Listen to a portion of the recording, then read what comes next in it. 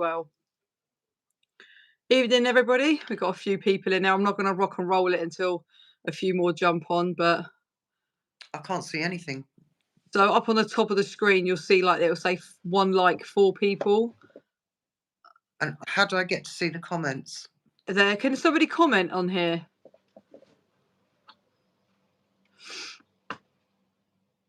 I can't see anything myself. Let me just see. Nobody's commenting yet. Anyone want to say hi? Just check the comments are working.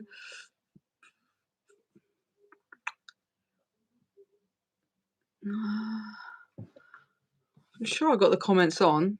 Yeah, okay, here we go. Can you see them now, yeah? Okay, perfect. Yay, evening everybody. I hope everybody's well. Hi, everyone.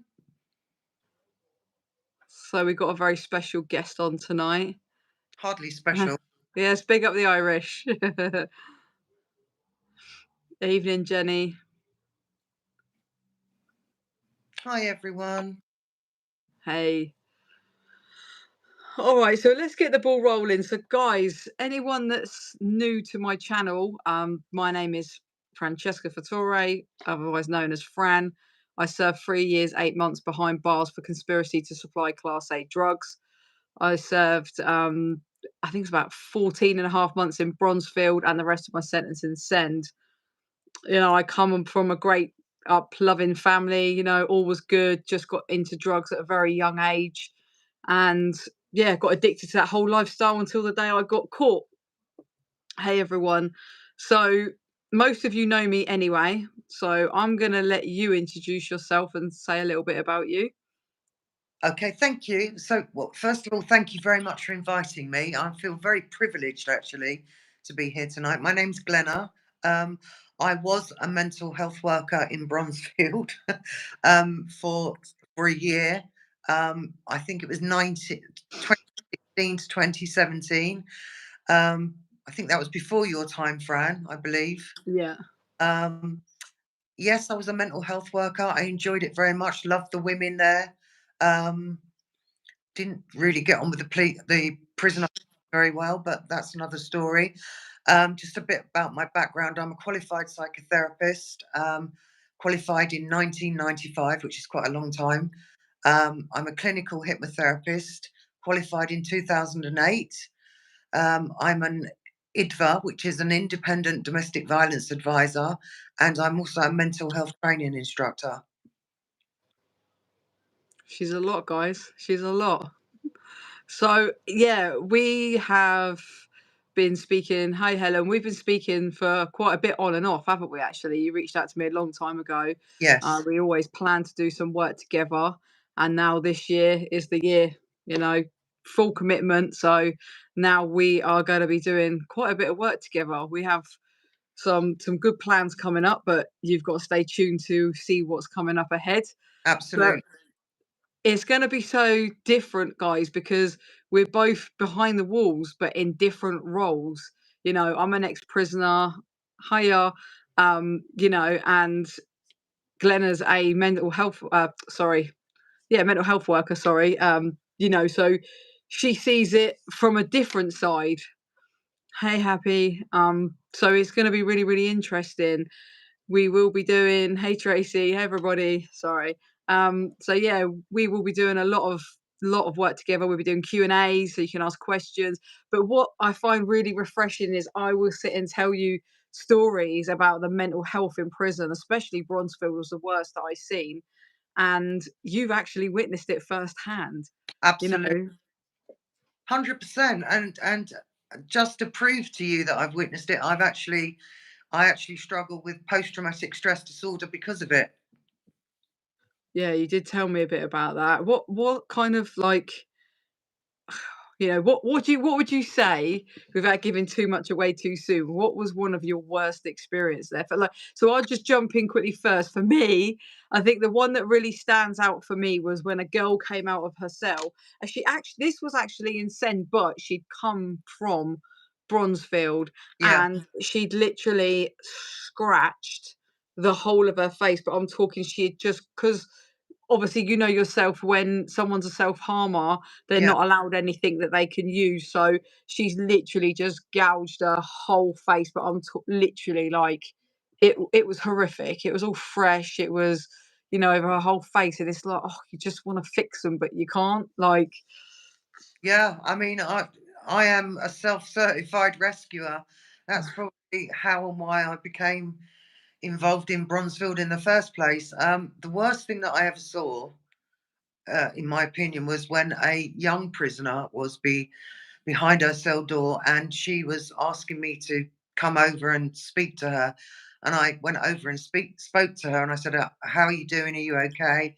And she said, "Not really, Glenna." And I said, "What can I do to help you?"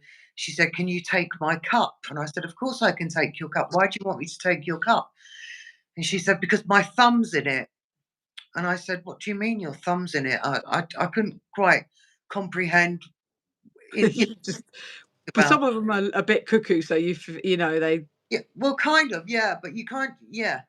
But it wasn't computing. So I said, "What do you mean your thumb's in it?" And I looked in the cup, and actually her thumb was in it. Her thumb had fallen off because the prison had not given her the correct medication that she needed to take. She had a condition which meant her blood was not thinning out correctly. So if she didn't get the medication, it meant that she would get necrosis of her limbs, which means that they would turn black. And so she handed me her thumb in her cup, and so I called over an officer, and I said, "Listen, this girl needs immediate medical help." And I handed her the cup. She looked at the thumb. I saw her take the thumb out of the cup, put it in a tissue, and put the thumb in the bin. And for Oh. me, that was probably the worst day I ever dealt with, really, at Bronzefield. I was so traumatized by that, Fran. Really, I can imagine, like, yeah. yeah, it really is horrendous. Like, yeah, yeah, I mean, even if someone says it, you just don't think that you're actually going to look down and see someone's thumb And you in a cup. don't expect it to be thrown in the bin. What I did expect and what I did want was the officer to go onto red alert and get that girl out the cell, take her straight to the doctor, straight to the hospital, freeze the thumb, and hopefully try and sew it back on. Yeah, That's right. what my expectations were. But no, it didn't happen. It didn't happen. They just literally gave her a plaster, basically. It doesn't surprise me though. That's the like I said, even to the extent it's not down to mental health, but when the girl gave birth in the cell downstairs, the guys just literally threw towels to her through the door. None of them went in with her, just threw towels and left her there with the baby crying because obviously she gave birth in the cell till the ambulance turned up. And so you might know actually. That's one thing that I kind of assumed. I never know facts. So would the male officers not go in the room because they're not allowed to in case something happens and they're accused of Oh, harming the well, I baby? saw them going in the rooms. Sorry. I always saw them going in the rooms, whether they were invited to or whether they were allowed to or not. They were Yeah. always in the rooms, and Yeah. unless I was walking past, and then they'd suddenly leave the room. Yeah, but I mean the fact that Heinecole that she was given birth, she was actually in labour. Like, do you think they stayed out because if something happened, then the prison would be liable? Possibly, possibly. There's probably a grain of truth in that, but I think from a humanitarian perspective, You wouldn't give a shit. regardless of whether you're allowed in the room or not in those circumstances, which is a medical emergency, I think that you would hope that they would actually become human and go in and help her. Yeah, they didn't. Consequences afterwards, I would. I'm just sorry. I'm gonna be really rude, guys. Literally 1 second.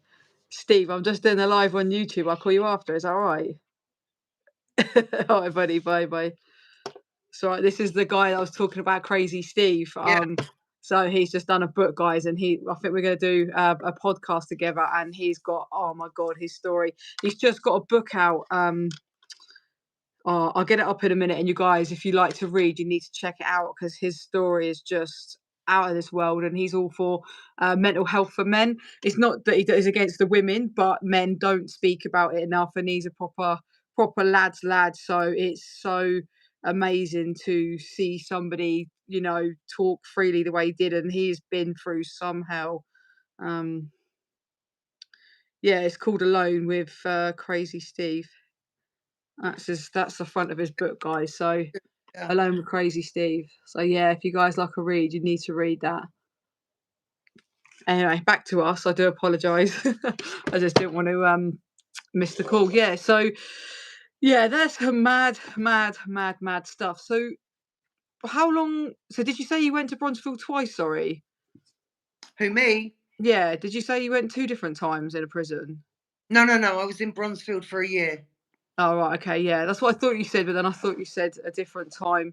No. So I commend anyone who works in a prison. It must be really hard not to take your work home with you mentally. Yeah, anyone that's got a heart, which this lady really, you can tell already, like just from having a few phone conversations that she does.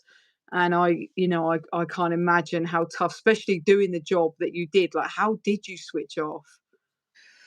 I don't think I ever did. I think I came home and I think I would sit down and it would go over and over and over in my mind. And I just wanted, I kept going back to the prison earlier than I was supposed to do more shifts because I felt that they were so alone in there. And I'm not trying to blow my own trumpet, but women in prison, the organisation that I work for, they're a good organisation. They're a really good organisation. They've really got a lot going for them. They're very positive and they did a lot of work in there. And I wanted to make them proud in a way, but I also wanted to do what I could. I wanted to do my best.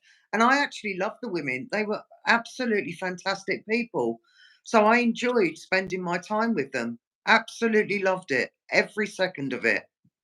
And I felt a massive protection towards them too. So I felt like if there would be a male prison officer walking past and he was dodgy, I would make sure that I was watching them and make sure that the girls were okay. It was hard. It was draining, but it was wonderful.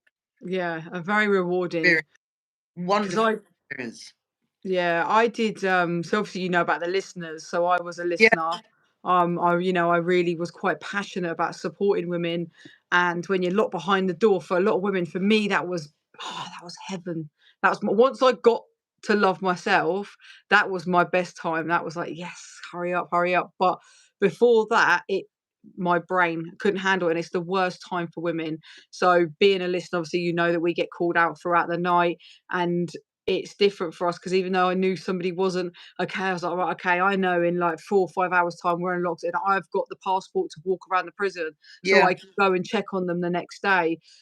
Before I go any more, someone's just asked a really good question. Did yeah. you have to deal with the high profile prisoners? Or did you deal with any high profile prisoners? I didn't particularly see them as a mental health specialist, but if I saw them around the prison, we could sit down and have a cup of tea together and have a chat. But it Mhm. wasn't a formal situation where they would come to see me for counselling or anything like that. They usually the clinical psychologists dealt with the high profile prisoners in a formal capacity. Yeah. Yeah, a lot of prison staff are dodgy. Did you see a lot of corruption whilst you was in there?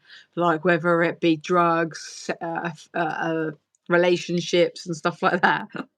I was threatened by a couple of prison officers not to be so supportive of the women. I was told under no certain circumstances that I should attend when they get nicked and they go down and see the governor for Yeah, the trial.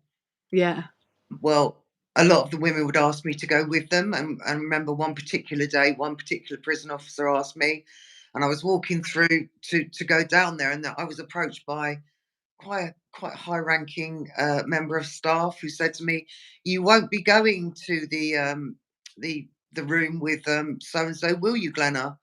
And I said, "What do you mean I won't be going?" I was on my way. She said, "No, you won't be going. You'll be going somewhere else, won't you?" I said, "Oh right, okay, I'll be going somewhere." you got told. So I got told, yeah, They are though. They're more corrupt than some of. Do you know what? I met some brilliant officers, and I really did genuinely cared. And I'd have a laugh. There's one officer on the visits, and she was lovely, always, you know, friendly. And I come back from my cell sometimes from a visit, and if she was on the wing, I'd go in and my room would be trashed, like upside down. But they would do it as a joke, and it was Right. funny. But then you also had the other ones that are so vindictive that if they don't like you, they will come for you, they will prod you, they will poke you, they'll antagonize you, they'll do everything in their power. And I mean, that alone is just sickening. The fact that they just use their job as like they clearly have a shit life at home, so they got Mm. to come in and play the power card and just bully, manipulate like all these women. Yeah, and I know that when you were on the live the other night, we were talking about the mental health and the prison officers not getting the mental health training because of the money and stuff like that. But I think it's imperative. I think if you're going in a situation like Bronzefield, where there are vulnerable women, I think that you shouldn't be able to walk in as a member of staff without having some form of mental health training. I really believe that, regardless of how much it costs. Yeah. No, I know. I was just laughing at someone's message. Yeah, and I think they should have a mental health wing. I think with just trained officers that want to actually do that as well. Mm, I think it'd be such a good thing. So I think they give nowadays they give the basis, but they don't. They've got no idea. They've got no idea what mental health really looks like. And that, do you know what? They're probably shocked as hell because I was shocked. I didn't realize what mental health was until I went to prison, and oh my god, I see every different kind of mental health you could think of. yeah. When they spin your cell, they expect you to tidy it up. Yeah, mate, it's the same like the police that raid your house, you got to tidy it up. Yes. And pay. Yeah, they're it's really sad because I'd have officers that would like blatantly fancy me, and the other, you know, the other girls will tell you, and nothing would get said. But you know, there's one particular officer, and she was amazing, and she really supported me through lockdown. She got me like on the gym classes, and never ever did she say anything inappropriate. And if I said something and made a joke or whatever, she'd be like, "Fran, like, don't cross a line." But no one ever saw that. No, everyone just, so I got basically spun, and they tried to strip search me over it, Yeah, because they thought something was going on.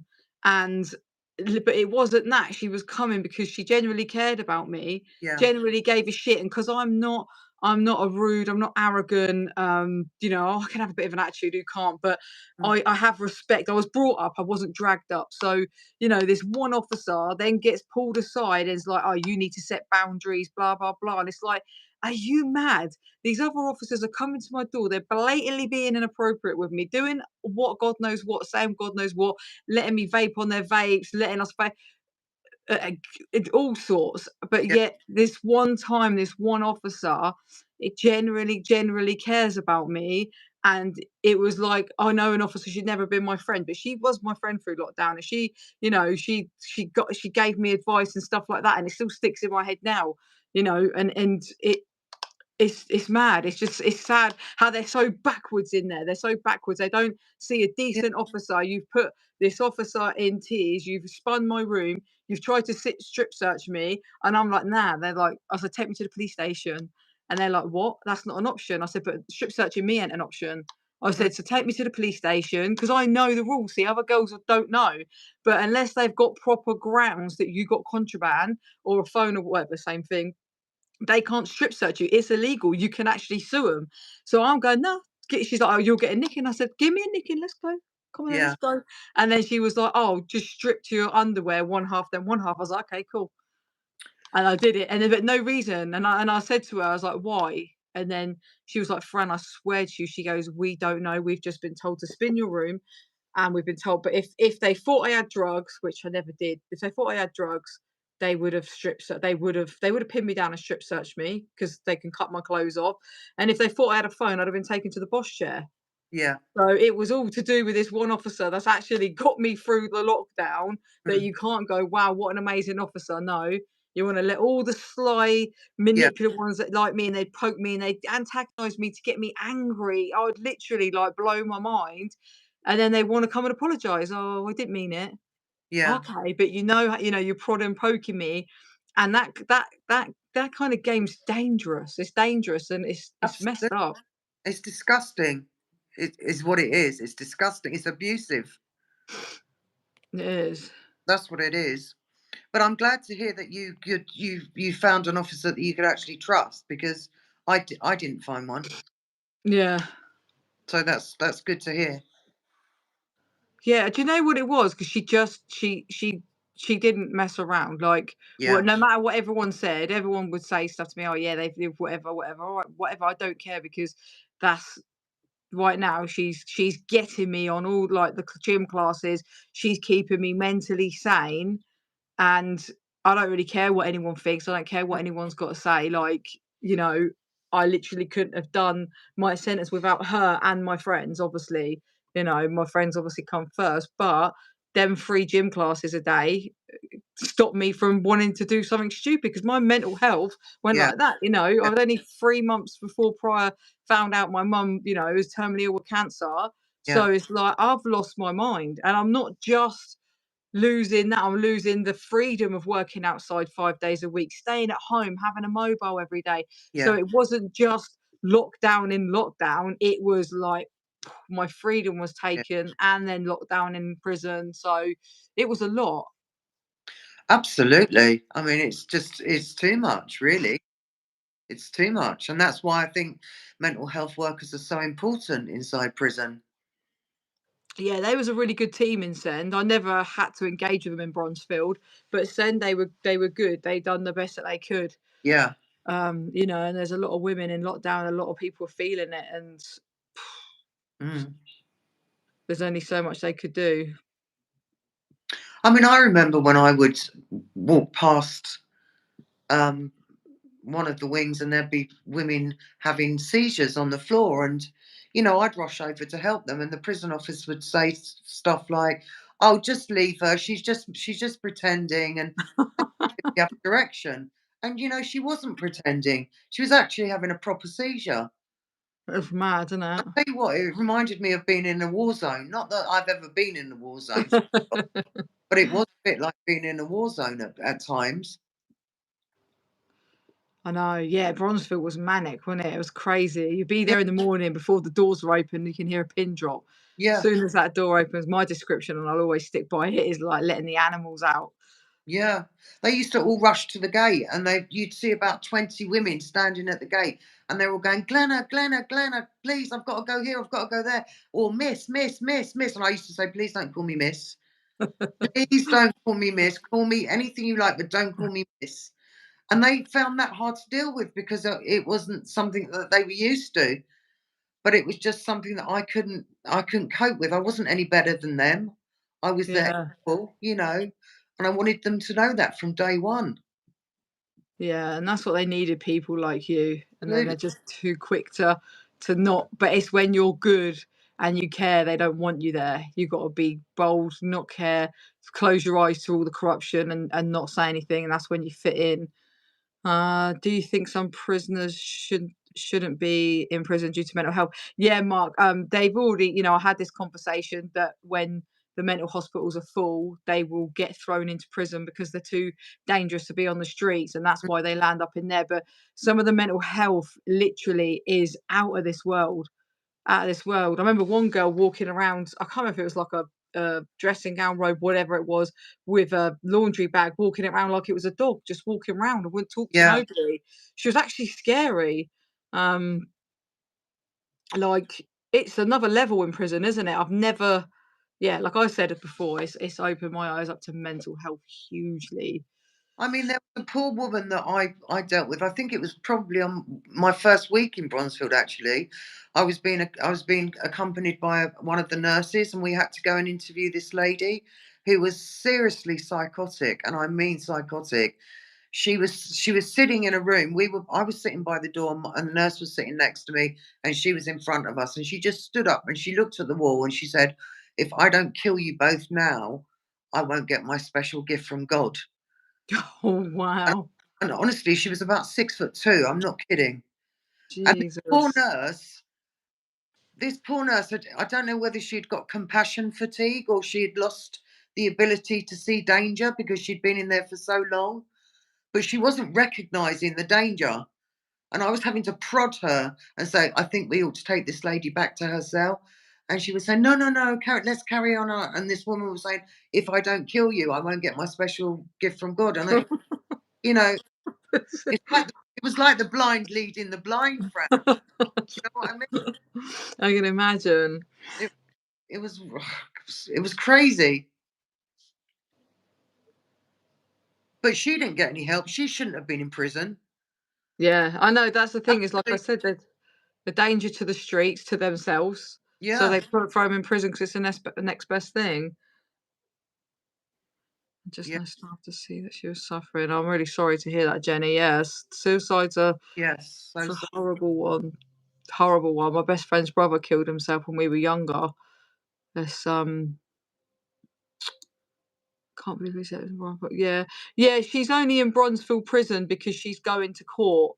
So, literally, any prisoner has to go back when you've been sentenced, you go back there because it's the only one that facilitates locally back and forth to court. So when she's finished her appeal, she'll go back. She'll go Oh, man, back, in the room. yeah. Oh, yeah, we spoke earlier, to be fair. Bless her. She's an ex-prisoner. Yes, well done, mum. Go, mum. She's smashing it. Yeah, Uh, she's a prisoner. She's been to Holloway, which is quite unique because obviously Holloway doesn't exist anymore. Um, in fact, I think she's been to every prison in the country. Fair play. I might try that one when I get fed up out here. I'm joking. I don't intend to ever go back. But you can never say never. Never say never. Better not go back, or she'll be in trouble. Dealing with serious mental health cases must have a huge impact on your own. Yeah, you explained earlier, didn't you, that it really Yeah, affected you. I do struggle with post-traumatic stress disorder, and the flashbacks that I get are really, really awful. But it was still worth it. It was still worth going through that. Just to, the hope that I could help one woman or just makes a slight difference to her day was enough for me. Yeah, It it was. really is rewarding, isn't it? It really Mhm. is. I love doing my jobs. I used to, like, because I do the meet and greet when they first come in, and you would see them trembling. And I never forget my first day, even though I didn't go in alone, I was petrified. It's Mm. just the unknown. So I did that job, and then girls would come up like 2 weeks later.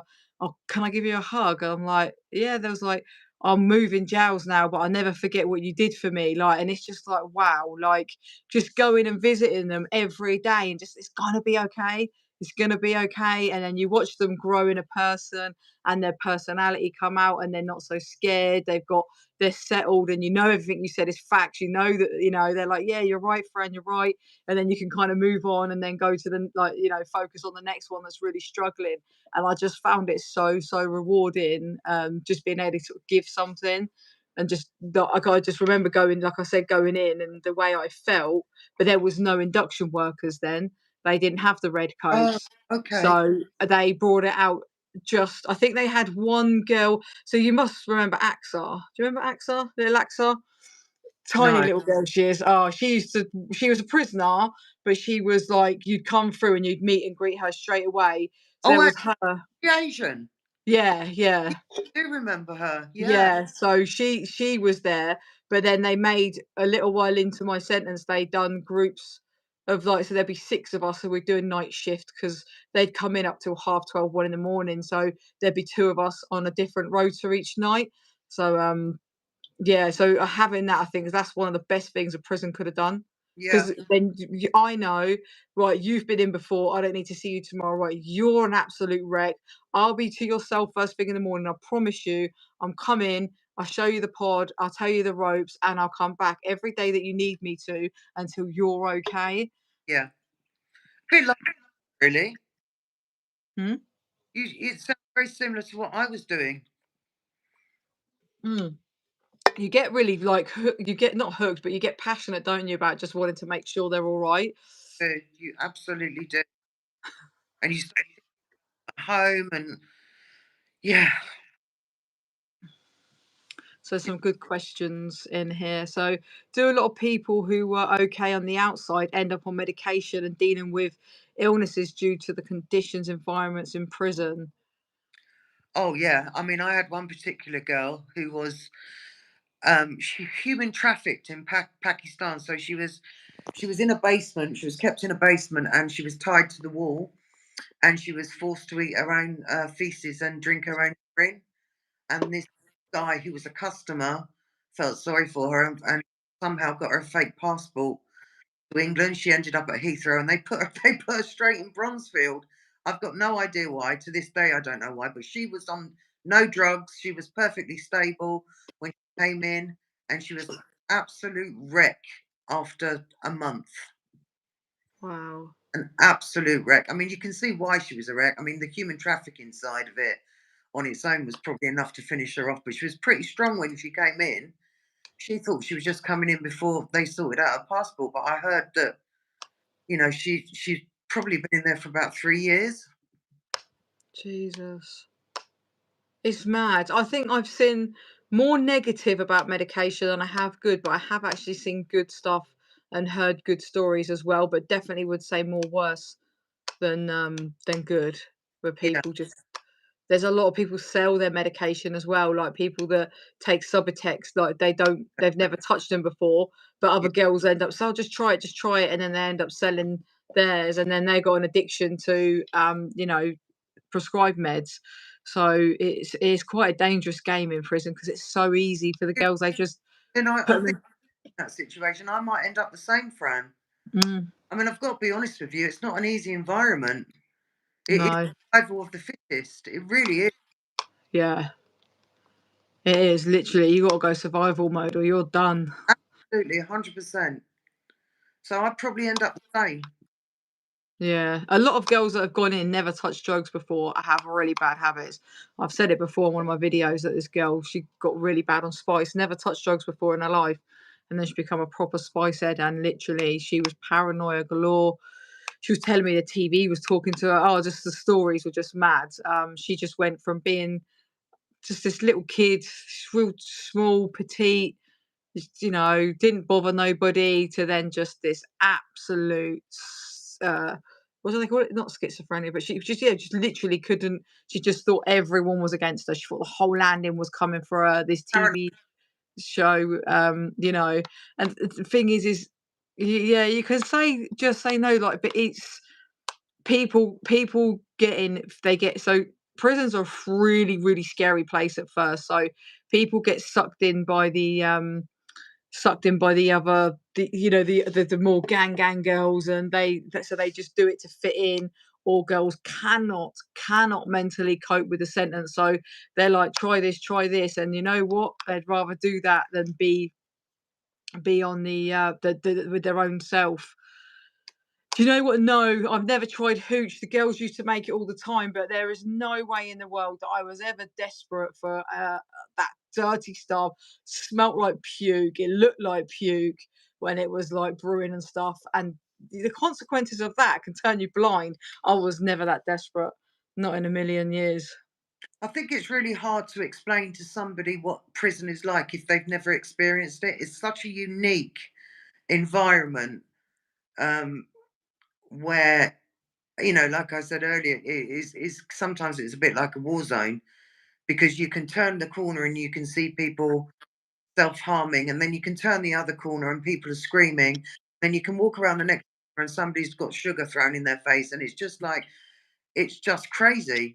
It's Do you crazy. know what? Yeah. Do you know what I'm really what not that I'm enjoying it, but what I'm really enjoying about talking to you this evening is I talk a lot about positive stuff, and you are literally bringing me back to, oh my God, yes, it was like that. Bronzefield was a madness. I'm just it there. My head is there with all the noise and the chaos, and you Oh, kind of be like, oh yeah, prison's all right, but actually, Bronzefield was a madness. It literally was a madness, like you say. If 1 minute these girls are sleeping together, then they're split up and she's with them, and then they're back together the next week. They're fighting and screaming over that. You got another officer saying, "Oh, I'll bring you in some nail varnish because your hand will look good round my with that colour." You've got, and then you said you've got the mental health, smashing the face open. It's just absolute chaos. I think Send had a lot of mental health, but it was a bit more grounded. I yeah. just think there was way too many women in Bronzefield and not enough staff.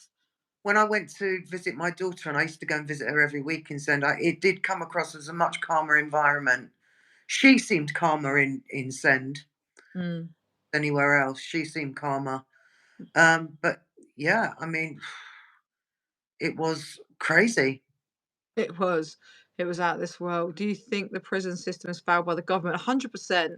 Absolutely. 100% because again, everyone's quick to run down the prison, but they can only do what they can do. If the government doesn't support the housing, why is it the prison's fault? We've commit the crimes, we go in again. It's all down to the government because they have the money. They do all this. They could put so much more in there. They have wrapped in Send. It's the only female prison in the country that does the 5 steps, which is, Yeah. AA, and you know what? That course changed my whole life, and it's the best thing that I'd ever done. Shout out to Donna. She's one of the counselors there that pushed me to do it, 'cause I was like, "No, I'm good. I ain't on drugs." Like, she's like, "No, no, do it." But, that's one of and that's deep. That's deep, deep, deep counseling. It's deep. Go digging deep, Mm, talking about it in front of people and having counselling sessions one-on-one, once a week after you've read out one of your steps. So it's proper like you get out here if you went to rehab. yeah. Yeah. So there's not enough, and that's the reason that I met Kate Middleton, is Mm, because she funds Forward Trust fund the course. yeah. So there's a lot more, and the only problem with that is because so many drug addicts don't really normally do that long of a sentence. You've got to get from one prison to there. You've then got to get on that course. The course is a minimum of 12 weeks. If it takes you 3 months to get there and it's a minimum of 3 months and you're serving 6, they won't put you on it. Right. So and a lot of drug users are like shoplifting and stuff like that. They're quite small sentences until you do some sort of big bird, then they're not, you don't get a chance to get on there. Mm, But yeah. I also think the fact that Bronzefield is run by a private company makes a it's big. 50-50, isn't it? Am I correct in saying it's 50 private, 50 government? I 50%? think so. Was it Sodexo that ran Bronzefield? Yeah. Yeah, Sodexo, yeah. Yeah, the worst company in the whole world. Just disgusting. No. I think they were allowed to spend about 90p per woman per meal a day, I think it was, Wow. if I remember correctly. Wow. I think Send was £2.70 per prisoner.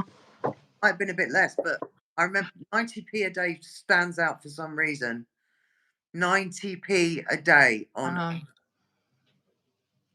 I know. Well, we got £2.70, I think it was, and I found out in the last year of my sentence, it was £2.70 per prisoner. But the worst thing is the hospital gets fed the same biscuits, the same yogurts, the same crisps, the exact same brand, and the food is even worse than in prison. So why are you paying NHS taxes or whatnot Mm. to be given the same shite as what a prisoner is given? And then you'd go up to the really posh cafeteria in Bronzefield. I don't know if you knew there was a really posh cafeteria up there where, Beaten over. yeah. Yeah, And yeah, we used to slip in there all the they time. like first class. Yeah, well, that was for officers, Thank you. and then we was really lucky if we was allowed to get to go. So, like, with the recovery team at Christmas, we was allowed to be taken in there for a meal, and then they done it that when you did a really good job, like recovery or inductions, or you was a listener, you was allowed to go once a month, and they'd stamp your card, and you was allowed to spend like what you wanted in there. Mm.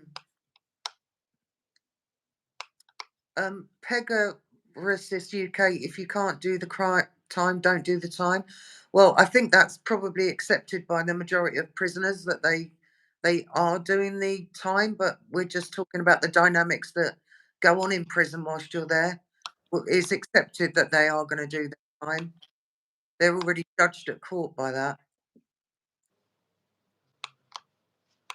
Yeah, I know. It's just an old school saying that it's clearly girls go round and round the door so they can do the time.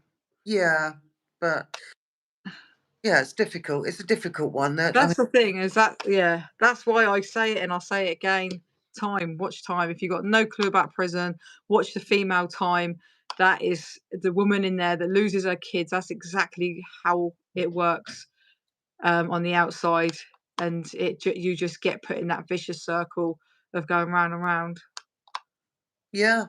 And as you know, many of the women in there are victims of domestic violence and probably ended up in prison because their perpetrators made them go out and commit crime. And they got caught for it, ended up in prison, shouldn't be there, should be in a refuge, and mixing with other. Yeah. It's and obviously there's no separation between, the high profile offenders and the ordinary prisoners. They're all lumped in together. So what's your favourite memory of being in prison, if there is one, and what's your least favourite memory? Um, oh, I think I think obviously the day I found out my mum had cancer, I think that's obviously gonna be the inevitable, I think, like, but my least memory was when I remember being sat in my cell, and my least favourite, sorry, and I just was so lost. I didn't know who I was, I didn't know my purpose. I remember crying and just thinking, "I don't wanna live anymore," like, the thing is I had people on the outside and stuff like that, but I just that mo it's the reason it stands out for the most is because I just didn't know who I had a good job before I went to prison, but I'd always sold drugs, and I just knew it wasn't an option when Mm, I got out. I couldn't do it to my family, and I just couldn't see what my purpose was, and I literally just felt, because when you are lonely, when you're behind them 4 walls, it's lonely as hell until you know that you can sit with yourself, and at this point in my sentence, I couldn't sit with myself. My head, I wake myself up with my thoughts in the morning. It's funny because I was saying it to Crazy Steve earlier. Like, my yeah, brain will wake me up. I've only got to turn and that's it. Ching. My brain's like, yep, wake up time. So yeah, I was just lost and I was in a dark, dark place. And then I remember, actually, because I don't really talk about stuff like that, and I confided in my friend. You must remember Lizzie Donna. I can never pronounce it. Little Lizzie, she was a prisoner, blonde hair, she was a lifer, but she'd been in there for years. She'd done all the big jobs. I She was I do. And was she going through? appeal. Yes. Yeah, yeah. And So, she um, around with a folder. yes, that's it. Yeah, Yeah, that's literally that is Lizzie. yeah. She gave me the secret, and I'm telling you now, man, that changed my life. It just gave me a purpose. It was well bizarre. She was a It lovely gave actually. She was she very nice. Very, very good friend to me. That's probably got to be my darkest memory, and then the best one.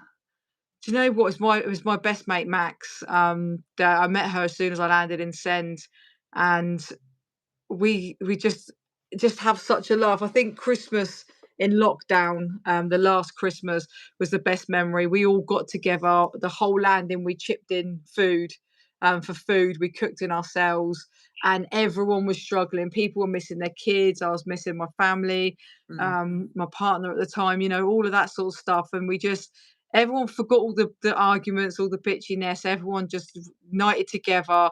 We had the music out on the landing, and even the most strictest officer was on that day. She come up, she walked down, was like, "Oh, here we go, Miss Trunchbull." She was like, "Ladies, as long as you sit in your doorway," she goes, "it's Christmas Day," she goes, "and we're going through hell as it is." She goes, "You enjoy." And well, it was just, honestly, that's got to be one of the best Christmases I've ever had, yeah. because yeah, everyone just come together, like I said, and it was just different because you're all going through the same hell, and that's one Mm, thing that you can argue with people and they can stab you in the back, but you will, when you're at your lowest, people will come to reach out for you and look after you. yeah, yeah. Sorry, I well waffled on there, didn't I? Let's skip back to some No, not questions. at all. It's very interesting. Very. I think one of my best memories of working in Bronzefield, apart from the women, obviously, was helping a lifer Bronzefield to send, where they had rejected sending her for 5 years because she had such a phobia of men because her stepfather, since she was about 2, her brother had abused her since she was about 2, um, and and these male officers used to stand outside the cell so she couldn't walk out. They literally would stand outside her cell so she couldn't walk out. She couldn't get any food because she was too afraid to walk past them. So I used What? Yeah, it was awful. So I'd go up there and I'd take her down the stairs and we'd go for a walk. And she had to sit through this interview with a man to get to set like an interview, and she couldn't do it. So we tried to get her an interview via um, like kind of like a Zoom interview. And I remember her legs shaking under the table because Oh, I talked to this man on Zoom. And she passed the interview and she got sent to send, and it was like the happiest day of her life. And it was almost oh, the happiest day of my life as well. And that was a yeah. really good memory for me. I really felt like Oh. I achieved something. Yeah, I can imagine. I can imagine I would have been exactly the same. Exactly the same. Uh, what are your thoughts on male officers working in a female prison? Do you find them more corrupt officers than female? For me, on my answer on that one, I think it's weird. I think it's weird that men want to work around vulnerable women. I think there's, don't get me wrong, not all men are weird, not all of them, but they do keep it. It's a six, got to be 60% women, hasn't it, and 40% men, because of the rapes and all that kind of stuff that's happened in the past, but like previous years and stuff. But they, I think it's 50-50. You'll be surprised. Some of the women are just as corrupt as the men. But the men, I think the men prey on the vulnerable more. So sexually, it's more the male than the women, but the women are manipulators and Yeah. yeah. My opinion is I don't think that male officers should be allowed to work in female No, prisons. I don't think that. Definitely not. So I'm just, oh, everyone's Fran. I don't know. What did I say? Watch it, Fran. What did I do? Oh, I'm lost now. All I can just see is Fran, Fran. I don't even remember what I said. Oh, Let's see. sorry. I'm shaking hold of my mobile phone. Need to get a little selfie stick, a little stand thing. That's what I do mine. As I used to be like that, and it's just like, Yeah, no, can't do it anymore. What did I do? Enlighten me, guys. I don't know. Everyone's just laughing at me now. I don't know what I've done. We've all gone quiet. Oh, Not that means men, it. definitely not all men, but Well, no, not all men, but most. I just think it's a bit. I just think it's a bit weird. mm, Now, long I Ting think Lee's ringing me. I think She don't call me. my experience working with the male officers when I was there was a lot of Nigerian male prison officers, and they didn't really see women as equal anyway. Culturally, Yeah. it was quite a very difficult situation.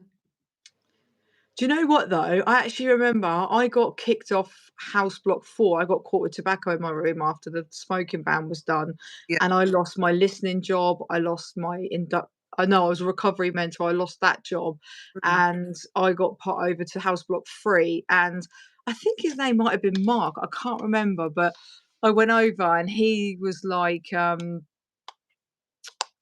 he was like, he was actually one of the soundest male officers I think I met. Because straight away he was like, "Fran," he's like, "You can have the wing cleaning job." He goes, "Look," he goes, "You'll get it all back." He said, "Keep doing what you've been doing up until now." He said, "I'm gonna support you." He goes, "Work hard." He goes, "And you're gonna get it all back. I promise you." And he just like, instead of judging me for yeah. me being a dickhead and breaking the rules, and he literally did, like, he gave me the laundry job straight away, which is the best job you can have, wash your clothes every day. And he did, and he wrote me a reference. He wrote me a reference to the job, to House Book 4, and he literally, and there was no sleaziness, there was no weirdness, Yeah. um, at all with him. So I actually really, I can really, like I said, there is not many that I'd remember like that, but there are some decent ones. Of course there are. Of course there are. But I think, The bad outweigh the good, unfortunately. yeah, and I still believe that I don't agree with men officers working in female prisons. I, it's just too risky. I just think they're too scared to walk in a man's prison, aren't they? Because they just know the consequences are different. Possibly. But I think the women are too vulnerable to be able to deal with. a predatory male if there is going to be a Yeah, yeah, especially when they've been sexually yeah, abused and there's so many vulnerable women in there. yeah, So absolutely, many vulnerable. yeah. Really is. It's mad because you're bringing back so many bad memories, but it's good because I hope I'm it's not depressing you. no, you don't. I don't get. I'm all right. I don't get triggered. It's Okay, in a not in the most weirdest way. It's a little bit refreshing because I do get a lot of comments in the fact that, prison sounds like a laugh, prison sounds like a joke. And yeah, it did. I had some wicked times in prison. Never ever, no one will ever take that from me. And I will always say it. But it's like I needed someone to sort of bring me to another level. It's like, oh my God, yeah. Now I'm just visioning myself walking around because I don't know if you remember, but I've still got them in my box of tricks that I ain't got out yet. So it's a little passport we'd have to carry around with our picture on it. yeah, And they'd have to stamp it every um wing that we went on. So like I'm just visioning myself going around and seeing yeah, all different women in the different states, and you go from house block one mm, to they look like they multiplied one woman 100 like 200 women, didn't they? Look like they all multiplied the same person. yes, Um that fact it's like the living dead. Everyone through the gates, like give me my meds.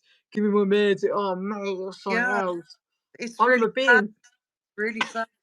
I know. I remember one day I was stood at the gate and someone turned around. One of them said to me, "Miss, can you let me through the gate, please?" I was like, "Mate, if I had the key to get through the gate, I wouldn't be stood Yeah, here now. Let's put it that way. I'd be gone."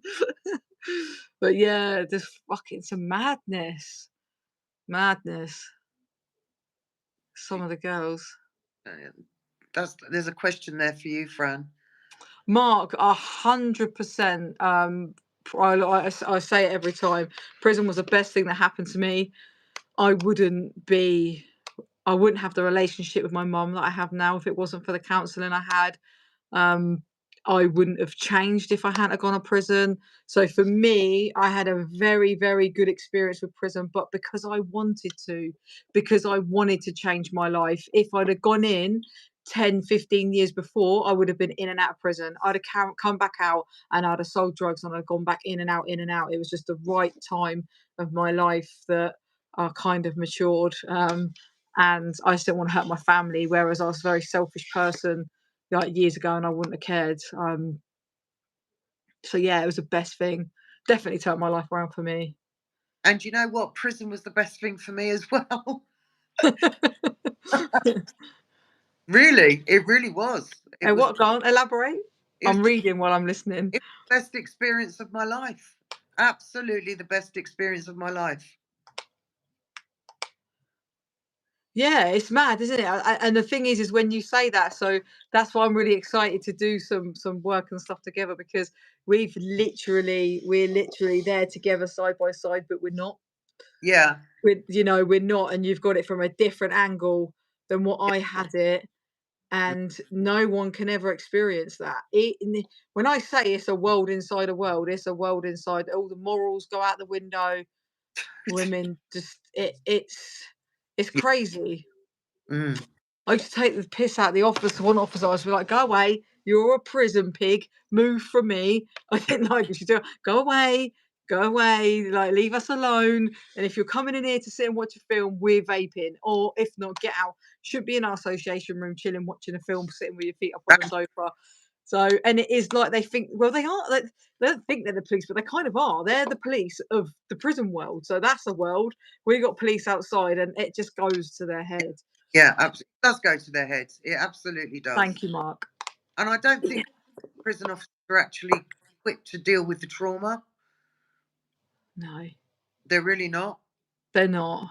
Mm.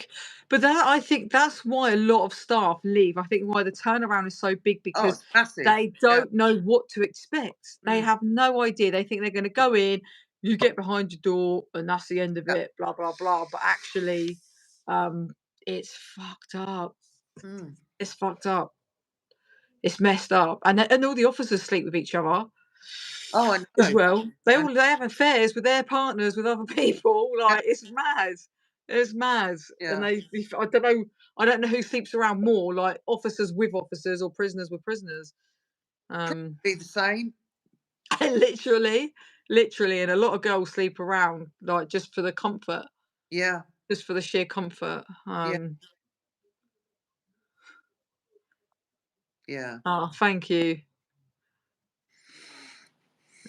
Got some nice people in here tonight. Really nice people. Yeah, I've said it. I think I said it to you Mm, last night when we was on a Zoom call. Like, I am very, very blessed with my subscribers. They're you really actually are. all love, all such nice people. Yeah. They keep the convo going.